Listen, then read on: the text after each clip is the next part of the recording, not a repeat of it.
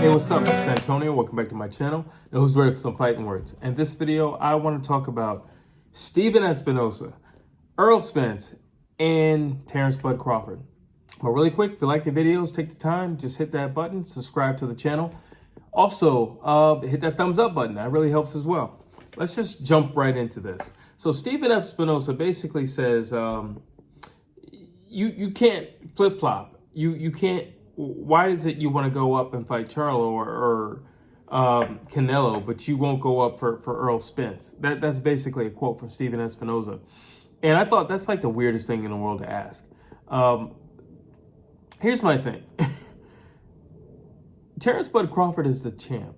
He can do whatever he wants. I've said it many times on this channel, and I'll say it again. If you beat the champ, you accept everything that's given to you, and you beat the champ, but then you're free to do whatever you want once you become the champ.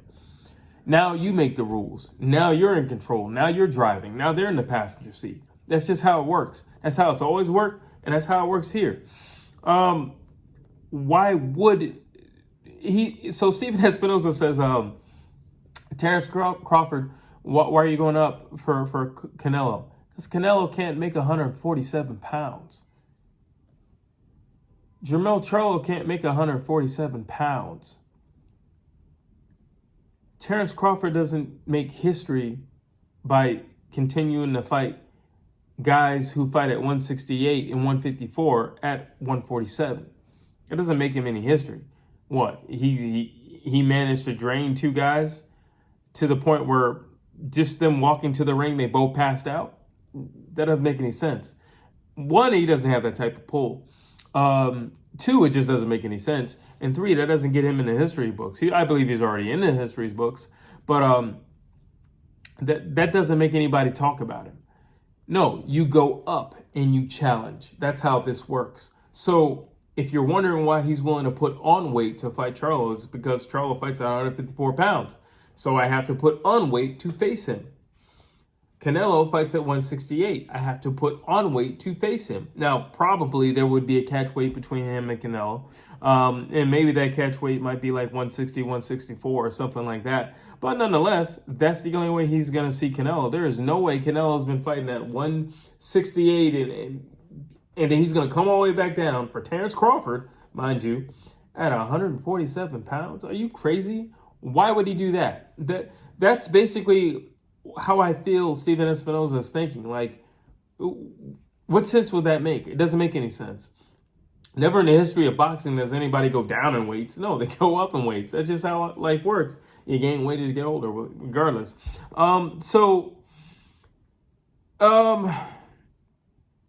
It's Crawford's choice. It's not anybody else's choice. Now, I get it. Now, I don't know what the contract says. If they say, hey, if you lose at 150... I'm assuming Errol Spence's contract says, if Errol Spence loses at this weight, then you got to fight at this weight. But if it doesn't say that, and I'm assuming it doesn't say that, and the only reason why I'm assuming it doesn't say that is because we would probably have a fight date by now if it actually said that. So I'm assuming it doesn't say that. But if that's the case, then we're now at Crawford's discretion. And if I'm Terence Crawford, why in the world would I go up to 154 pounds to fight Errol Spence? We didn't initially fight at 154 pounds. There's nothing to be gained or lost at 154 pounds because neither one of them hold a belt at 154 pounds. So what's the benefit of fighting at 154 pounds? What, so that he can claim he was weight drained when you fought the first time? Which is, by the way, the weight that he's always been at. Which, by the way, he's always been big for his division. So I don't think that's a solid argument, quite frankly. And I think it's a weak argument. But I still think it's Crawford's choice. It's Crawford's choice. If you felt so strong at 154 pounds, why didn't you challenge Crawford at 154 pounds? Because you both had belts at 147. That's why. Don't make any sense. It literally makes no sense. Listen, you lost at 47, then you seek your revenge at 47. You don't seek your revenge at 54. There's no belts for neither one of you. It doesn't mean as much. You've already lost. So like the allure of the fight itself, I'm not saying Well, I think I am saying it. I think when Errol Spence and Terence Crawford fight again, I don't think it's going to have half the magnitude that it had the first time. Why? Because of the one-sidedness of the first fight.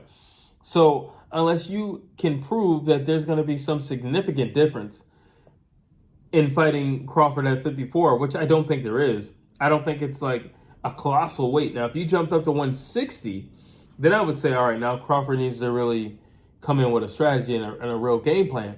But no, 154, that's not the biggest weight in the world. I'm sorry. It's not, well, let me rephrase that. It's not the biggest jump in the world from 147 to where it's going to alter the fight. That will not alter the fight. The champ calls the shots. Whether you like it or not, the champ calls the shots.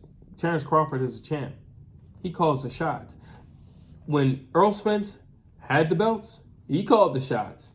He was the cash cow. He called the shots. Now Crawford is riding high, cash cow, and has the straps.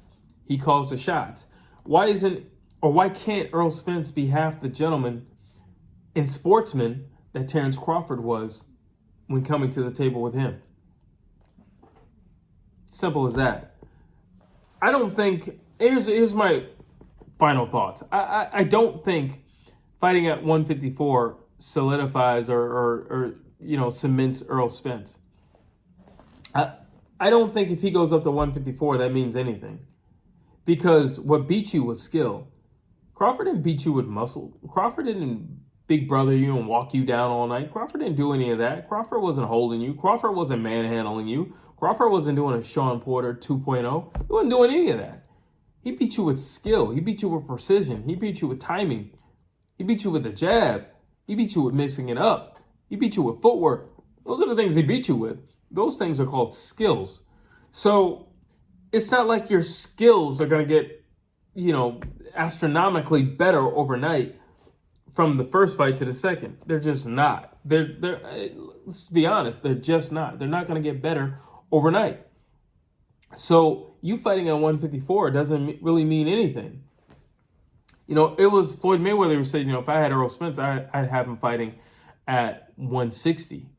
I would have never had him at a 47. I wouldn't even put him at 54.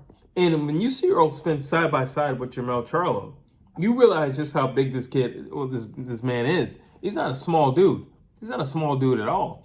He could have easily, at any given time in his career, fought at 54. And I think he could very comfortably ease into 160-pound division. No problem. So I don't think that's a crazy thing to say. But again, if you're going to make the argument about weight, then I think it needs to be an astronomical weight. I think it needs to be a real jump. And a 160-pound would be a real jump. But then you can't possibly ask Crawford to go up there. You can't. Now, I know you're going to say, well, Crawford was willing to go up to fight Canelo Alvarez. It's because it's Canelo Alvarez. It's Canelo Alvarez. I'd go up in weight and fight Canelo Alvarez. It's Canelo Alvarez. Who wouldn't do it? Who wouldn't do that? That's a no-brainer. Shakur Stevenson would go up and fight Canelo Alvarez. It's literally a no-brainer. Anybody would do that. But not for Errol Spence. Why do that for Errol Spence? You don't get you get credit, but you don't get bragging rights for beating Errol Spence the way you would get bragging rights for staying in there with Canelo. Nonetheless, if you beat Canelo, there's a reason why I would go up and wait to fight Canelo, because what if I beat him? You can't tell me nothing. I'm officially retired, and I'm going down in these history books. That's what it's going to be. I'm going down in history books. I beat Canelo. You beating Errol Spence doesn't put you down in the history books. There's still a lot of guys at 47 that, believe they're the man at that weight. So that doesn't really mean anything.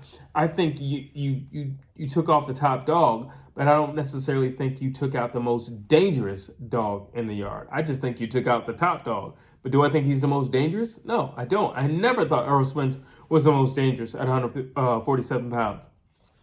So I don't know. Overall, I just feel like it's Terence Crawford's decision. And I think we need to wait for him to see what he wants to do. And basically that's my talking points. Tell me what you think about the video. Drop your thoughts down below. I'd love to hear what you have to say. As always, please like, please share, please subscribe to this channel.